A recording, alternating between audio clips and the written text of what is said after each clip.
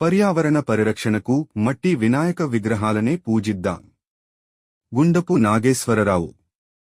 వినాయక చవితి పండుగను పురస్కరించుకుని పూజలో మట్టి విగ్రహాలను వినియోగించి పర్యావరణ పరిరక్షణకు అందరం భాగస్వాములు అవుదామని 40వ ward corporator doctor Gundapu Nageswararao మట్టి వినాయక విగ్రహాలను పంపిణీ చేశారు. ఈ సందర్భంగా ఆయన మాట్లాడుతూ రంగుల విగ్రహాలు నీటిలో నిమజ్జనం చేస్తే నీరు కలుషితమై అనేక రోగాలు వచ్చే ప్రమాదం ఉందన్నారు. అవగాహన కల్పించేందుకు మట్టి వినాయక విగ్రహాల పంపిణీ చేపట్టామని, పర్యావరణ పరిరక్షణలో భాగంగా ప్రతి ఒక్కరూ మట్టి గణనాథులను ప్రతిష్ఠించి పూజించాలని పిలుపునిచ్చారు. రసాయన రంగులతో తయారు చేసిన విగ్రహాలతో పర్యావరణానికి తీవ్ర నష్టం జరుగుతున్నదన్నారు. మట్టి విగ్రహాలను ప్రతిష్ఠించుకుంటే కులవృత్తిపై ఆధారపడిన కుమ్మరులకు ఉపాధి లభిస్తుందని తెలిపారు.